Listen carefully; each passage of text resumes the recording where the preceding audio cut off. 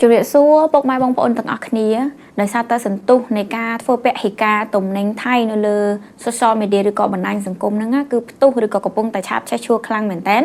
ช่างอะไรนี่ยังสมเชยปกไม้บองปอนต่างอักเนียในกระปงแต่ตุสนาวิดีโอเนี่ยมาโชว์ร่วมในโครงการไตรรีวิเพประจานาต่างอักเนียถัดตาเยื้องนั่งกูเฟออย่างน่าจมปัวปัญหาแปะปอนหนังการในเปะหิกามือนี่โปรยมกระทาเอาไว้ได้ยังกระปงเฟอหรือก็กระปงตับเอาใช้ชั่วในโครงบันไดสังคมมาเลยนั่งเรื่องคลาก็ยมกระทาวิอัตรมตรเตเจี๊ยบปิเซคือการสนาส้มเอาดีรัฐาภิบาลนั่งเบนตุ่มหนึ่งไทยจังปีอยู่ในกัมพูชีนั่งคือยมส้มปะเดซายหรือก็มันความโตแต่มาดองจังปกไม้บางปอนต่างอักเนียกลมตอนอาช่วยเนียจมูกยมนั่งมาเคลียได้ยมต้มตันใหญ่หรือก็จะนองเชิงในวิดีโอนี้ยังนั่งแต่สตับปีกาได้ยมเลือกล้างปีฮัดพอปเซ็งไอปกไม้บางปอนต่างอักเนียโยเลยบ้านกันจะบักปีปัญหาต่างอักนั่งสันตาเหลือมนนั่งใหญ่แต่ดอซีจมเรื่องนั่งยมส้มใหญ่เรื่องจมนุ้ยช่วยแต่ดอเขมงได้เติบหนึ่งการ์ดแต่รัวกมาโต้ให้นั่งมาได้เติบแต่สำราสันมาดอจะเป็นนี้มองมวยรัสเซียทั้งไงที่ปีใส่5 ปีปอนมาไพ่พร้ำยมตัวบันตึกประอบประทอมบกโจคณีพายจีปีปอน$บวนเลยขมายบวนเลียนให้1 ปี10,000 เหรียญให้เลย$970ให้ยมก็บ้านตัวจะซ่อมแบบเซ็งโดยจะมีตึกดอกโก้มีธนำเป็ดนั่งเยิงดับวิจิแอดมวยหมงโดย first ad จังเป็นใต้สำหรับคิดคือคิดแอดมาในทางมีสติ๊กเกอร์บัตรบาลไอแต่เจ้ามีธนำมาจนูนให้ยังก็มีวิจิเป็นเชี่ยววิจิบันดัตเซ่ทักเมงอายุมันประมาณใจจังตื้อมีจำนวนbị bongปอนเซ็งมีแต่งอาหารเกรียมโดยจะกระเตียวนมกระจับสำหรับเมงตัวจีดำจังปกไม้บองปอนต่างอักเนียได้จังโจรวมอาจจะดอกระแหลงตัวกับบ้านอาจพยาเชียวันกับบ้านอาจตั้งให้ตัวโจรวมจมูกเนียต่างอักเนียกับบ้านนายคือบางได้เสรีโปรยงทัวร์นี่ในขนมแต่ก็บ่มนองมวยดับใบกดกุ้งอาหารได้มีชีวิตตัวดอกเมงนั่งมาได้เติบสำราญต่างอักนั่งเตยง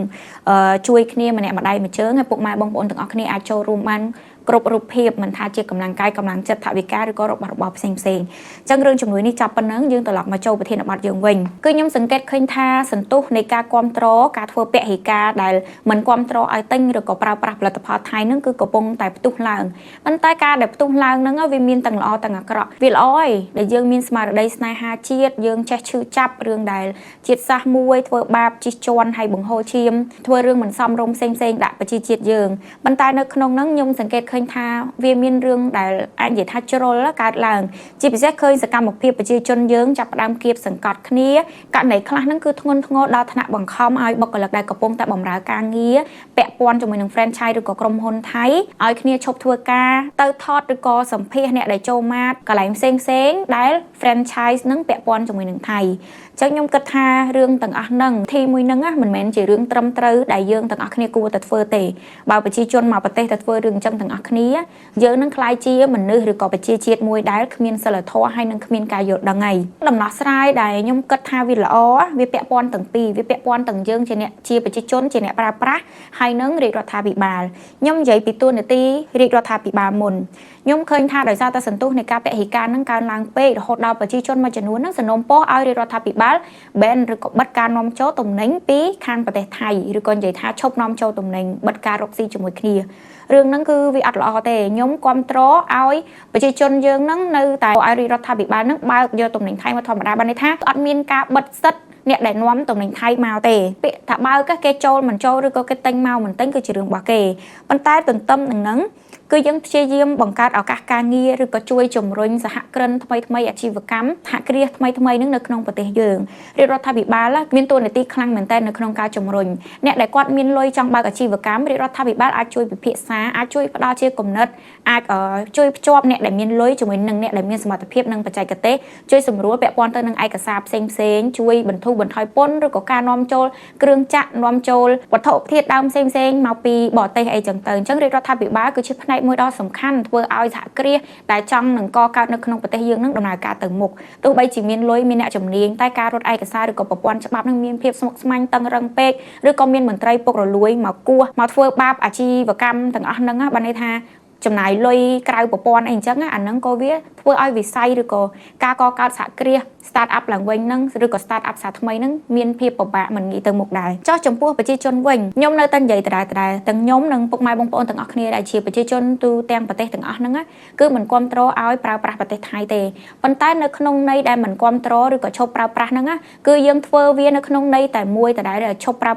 ปันใต้สกัดหมกเพียบยังนั่งเอาประกอบเมาจมูกหนึ่งกรัมสลัดทอให้นั่งจำแนกดังพ้องกรมเชต តែជ្រួលកុំចេះតែផ្អើលមួយឆាវដូចរៀងកត្រាក់ពេកផ្អើលដូចយើង2ថ្ងៃហ្នឹងគឺយើងផ្អើលទៅកត្រាក់ទៅទាំងអត់មានដឹងទិសតបអីច្បាស់លាស់យើ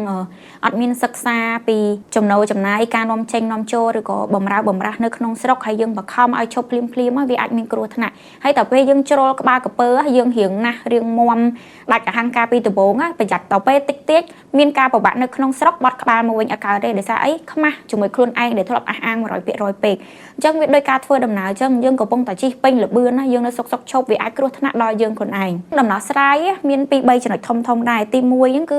ឺយើងកុំទាន់ផ្ដោតលើសំខាន់ថាបញ្ឈប់ការនាំចូលឬក៏ដាច់ខាតមិនឲ្យប្រជាជនប្រើប្រាស់របស់គេសោះទេគឺយើងព្យាយាមមកផលិតខ្លួនឯងព្យាយាមងាកមករកផលិតផលផ្សេងជំនួសហើយបើយើងឈប់ទិញពីថៃហើយយើងទៅទិញពីវៀតណាមទិញពីឥណ្ឌូទិញពីអីដដែលវាអត់មានន័យអត់មានខ្លឹមសារទេយើងមើលទៅយើងឈ្នះថៃប៉ុន្តែតាមពិតធៀបពិតគឺយើងទៅជាអ្នកចាញ់ព្រោះយើងអត់ទិញកន្លែងមួយយើងទៅទិញកន្លែងមួយទៀតដដែលបើចង់ពហិការរបស់គេឲ្យឈ្នះឈប់ទិញរបស់គេប៉ុន្តែស្របពេលហ្នឹងព្យាយាមបង្កើនការផលិតរបស់ខ្លួនឯងឈប់ទិញរបស់គេហើយប្រើរបស់ខ្លួនឯងអាហ្នឹងទៅជាចំណុចឈ្នះមួយវិញទៀតហេតុអីបានយើងត្រូវកុំបិទ brand គេតាមពិត brand ទាំងអស់ហ្នឹងបើសិនថានៅឈរជើងកើតគឺឈរជើងខ្លួនឯងប៉ុន្តែខ្ញុំជឿជាក់ទាំងយើងទាំងគេមានភាពឈឺចាប់ពេលយើងឈប់ប្រើយូរទៅ brand ធំទាំងអស់ហ្នឹងដូចជា Mart 7-Eleven ឬក៏ការ៉ាសាំងអីទាំងអស់ហ្នឹង brand ហ្នឹងគឺធំខ្លាំងមែនតើឲ្យតែយើងទាំងអស់គ្នាឈប់ប្រើអត់ចាំបាច់ទៀមទាឲ្យម្ចាស់សហគ្រាសហ្នឹងគាត់បិទទេជួនកាលគាត់ចង់បិទខ្លួនឯងបិទ Mart ឬក៏ការ៉ាសាំងទាំងអស់ហ្នឹងគឺគាត់ហេងស៊យហ្នឹងត្រូវសងថ្លៃ franchise ឬក៏កិច្ចកុងត្រាគេចឹងទៅប៉ុន្តែបើសិនជាចំនួននៃការលក់ដាច់ហ្នឹងវាធ្លាក់ចុះខ្លាំងម្ចាស់ brand គេនឹងបិទហើយគឺគេឲ្យខូច brand គេទេអញ្ចឹងអ្វីដែលខ្ញុំចង់និយាយយើងកុំដេញគេទុកឲ្យគេចេញតែខ្លួនឯងទៅហើយការដែលយើងមិនបិទ brand គេហ្នឹងវាមានហេតុផលមួយទៀតថាវាធ្វើឲ្យរូបភាពដែលមើលមកពីខាងក្រៅហ្នឹងល្អបានន័យថាយើងហ្នឹងអត់បានរើសអើងទេហើយនៅពេលដែលយើងងាកមកបង្កើនផលិតផលក្នុងស្រុកបង្កើន brand ក្នុងស្រុក brand ដែលផលិតដោយកូនខ្មែរយើងហ្នឹងល្បីយូរទៅគឺយើងអាចពង្រីកទីផ្សារពង្រីក franchise ទៅកាន់ប្រទេសជុំវិញហេងស៊យពង្រីកការរកស៊ីទៅដល់កន្លែងហ្នឹងដូចគ្នារឿងជាតិសាសន៍រឿងសង្គមហ្នឹងវាផ្សេងរឿងការរកស៊ីហ្នឹងវាផ្សេងបើយើងបិទគេនៅពេលនេះថ្ងៃក្រោយទោះបី brand យើងធំលំដាប់ពិភពលោកយ៉ាងណាក៏យើងអាចពង្រីកទីផ្សារយើងហ្នឹងទៅកាន់ប្រទេសគេដែរអញ្ចឹងយើងគិតឲ្យបានវែងឆ្ងាយយើងកុំគិតតែមកពេលហ្នឹងមួយវិញទៀតអាចនិយាយបានថាបើសិនជាយើងដាច់អហង្ការមិនរកស៊ីជាមួយប្រទេសហ្នឹងដូចនិយាយចឹងអាហ្នឹងគឺជាស្មារតីដែលយើងឆេះឈួលយើងស្នេហាជាតិមកពេលប៉ុន្តែសម្រាប់បរទេសឬក៏ប្រទេសជុំវិញទូទាំងអាស៊ីអាគ្នេយ៍ក៏ដោយទូទាំងពិភពលោកក៏ដោយគេនឹងមើលមកយើងនៅក្នុងផ្លូវផ្សេងអញ្ចឹងប្រទេសគេទាំងអស់ហ្នឹងគេមានអារម្មណ៍អត់ស្រួលជាមួយយើងនៅក្នុងការរកស៊ីទេបើយើងមានបញ្ហាអីបន្តិចតួចយើងបិទប្រទេសគេមានបញ្ហាអីតិចតួចយើងបិទប្រទេសគេវាអត់ល្អអញ្ចឹងយើងកុំទាមទារឲ្យរដ្ឋាភិបាលឬក៏ដាច់ខាតហ្នឹងត្រូវតែឈប់ប្រើឬក៏បិទការនាំចូលពីប្រទេសគេវាចាប់ផ្ដើមពីយើងម្នាក់ដូចខ្ញុំនិយាយចឹងទោះបីមានច្បាប់នាំចូលដែលស្របច្បាប់ក៏ដោយបើយើងអត់ប្រើផងអ្នកលក់ឯណាគេយកមកលក់យកមកទិញបើរបស់លក់អត់ដាច់ប៉ុន្តែបើសិនជាយើងទាំងអស់គ្នាមិនស្រស់គ្នាហើយនៅតែប្រើទោះបីជារាជរដ្ឋាភិបាលបិទច្បាប់មិននាំចូលអីវ៉ាន់ទាំងអស់ហ្នឹងគឺខ្ញុំជឿជាក់នៅតែមានអ្នកនាំយករបស់កិច្ចពន្ធយកមកលក់នឹងឯងអញ្ចឹងសរុបមកវិញមកខ្ញុំអត់ចង់ឲ្យជ្រួលច្រាលភ្លុកទឹកភ្លុកដីអញ្ចឹងទេវាអាក្រក់មើលគឺវាផ្ដើមចេញពីយើងម្នាក់ឲ្យតែយើងនៅមានការចងចាំភាពឈឺចាប់ភាពអៀនខ្មាស់នៅក្នុងខ្លួននៅក្នុងការយកលុយយកទៅទិញរបស់ឬក៏ផលិតផលប្រទេសមួយហ្នឹងគឺខ្ញុំជឿជាក់ថាទោះបីមានផលិតផលប្រទេសមួយហ្នឹងនៅក្នុង store នៅក្នុង mart របស់ប្រទេសយើងក៏យូរទៅផលិតផលទាំងអស់ហ្នឹងនឹងបាត់ដោយខ្លួនឯងដែរហើយមួយវិញទៀតខ្ញុំគិតថាការដែលមានបន្តមានផលិតផលរបស់ប្រទេសហ្នឹងនៅលើ store ឬក៏ mart របស់ប្រទេសយើងហ្នឹងវាជំរុញស្មារតីស្នេហាជាតិយើងបន្ថែមវាដុតកម្ដៅអាស្មារតីស្នេហាជាតិដែលយើងកំពុងចេះជួលឥឡូវហ្នឹងឲ្យបានយូរលុបបំបត្តិទាំងស្រុងហ្នឹងគឺវាអត់ល្អទេយើងទុកខ្លះឲ្យគេរំលឹកយើងទៅយើងទុកផលិតផលឬក៏បាត់កូដរបស់គេហ្នឹងខ្លះដើម្បីរំលឹកភាពឈឺចាប់របស់យើងដើម្បីជំរុញការប្រឹងរបស់យើងបន្ថែមបើសិនជាយើងលុបប្រទេសហ្នឹងចេញពីជីវិតយើងចេញពីភ្នែកយើងឲ្យអស់ក្នុងពេលមួយថ្ងៃនេះមួយខែពីរខែយើងនឹងភ្លេចថាកន្លែងមួយហ្នឹងគឺជាដៃគូប្រកួតប្រជែងនៅពេលដែលយើងអត់មានដៃគូប្រកួតប្រជែងគឺយើងអត់សូវមានការខំប្រឹងយើងទៅមុខអត់បានលឿនទេអញ្ចឹងអានេះគឺជាគំនិតមួយផ្នែកពីខ្ញុំជាថ្មីម្ដងទៀតគុំសំណុំពរឲ្យរដ្ឋាភិបាលបិទនៅក្នុង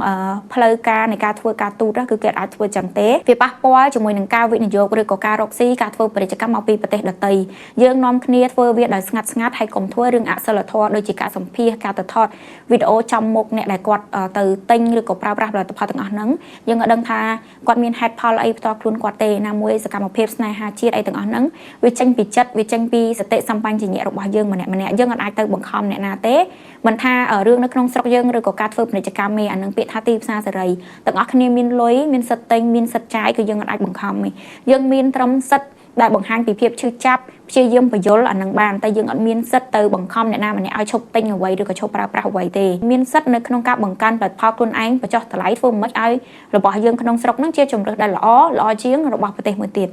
ចឹងពីខ្ញុំទៅមានប៉ុណ្ណឹងខ្ញុំសង្ឃឹមថាគំនិតមួយនេះគឺជាសារមួយទៅកាន់ប្រជាពលរដ្ឋខ្មែរគ្រប់រូបហើយជាពិសេសយុវជនឲ្យខំប្រឹងរៀនសូត្រខំប្រឹងនៅក្នុងការស្ដារប្រទេសជាតិយើងឬក៏ខំប្រឹងសាងសង់វាប្រទេសយើងឲ្យកាន់តែរឹងមាំឲ្យកាន់តែលេចធ្លោហើយយើងឈប់ខ្ចីដង្ហើមគេដកឈប់ពឹងពាក់ទៅលើសង្វាក់ផលិតកម្មរបស់ប្រទេសផ្សេងក៏សង្ឃឹមឬក៏សំណូមពរទៅដល់រាជរដ្ឋាភិបាលគ្រប់ស្ថាប័នជួយជ្រោមជ្រែងទៅដល់សហគ្រិនឬក៏សហគ្រាសដែលកំពុងតែចង់នឹងរៀបកកើតថ្មីហ្នឹងឲ្យពួកគាត់ធ្វើការបៀលឬក៏ស្ថាបនាក្រុមហ៊ុនឬក៏រោងចក្ររបស់គាត់នឹងដោយភាពរលូនគឺជួយសម្រួលគ្នាម្នាក់បន្តិចកុំតឹងជាមួយប្រជាពលរដ្ឋខ្មែរយើងក្នុងស្រុកបើតឹងជាមួយអ្នកផ្សេងឬក៏ប្រទេសមួយនោះទៅប៉ុន្តែយល់ល្អគឺកុំអីហើយបើចំពោះខ្មែរគ្នាឯងនេះមិនត្រឹមតែកុំតឹងទេប៉ុន្តែសូមព្យាយាមជួយសម្រួលពួកគាត់ផងម្ចាស់អាជីវកម្មមួយចំនួនហ្នឹងគឺគាត់ជាអ្នករស់ស៊ីគាត់មិនសូវប្រកែរឿងឯកសាររឿងអីចឹងណាសូមខ្លាំងមែនតើសូមជួយសម្រួលពួកគាត់ផងពួកគាត់ហ្នឹងហើយគឺជាអ្នកដែលធ្វើឲ្យសេដ្ឋកិច្ចយើងដើរធ្វើឲ្យប្រជាពលរដ្ឋប្រជាជនយើងនឹងមានការងារធ្វើហើយបើសិនជាមានការប្រកួតប្រជែងរវាងជាតិសាសន៍ផ្សេងជាមួយនឹងប្រជាជនកម្ពុជាឧទាហរណ៍ថាមុខរបរដូចគ្នាក្រុមហ៊ុនពីរដើមតឹមគ្នាខ្ញុំសូមសំណូមពររដ្ឋាភិបាលស្ថាប័នពាក់ព័ន្ធហើយនឹងខ្មែរយើងឲ្យគ្រប់គ្រងនិងជួយជ្រោមជ្រែងប្រជាជនខ្មែរឬក៏ franchise ឬក៏ទំនិញឯករាជ្យដែលកើតឡើងដោយកូនខ្មែរយើងមើលឃើញប្រទេសមួយដែលយើងកំពុងតែនិយាយកំពុង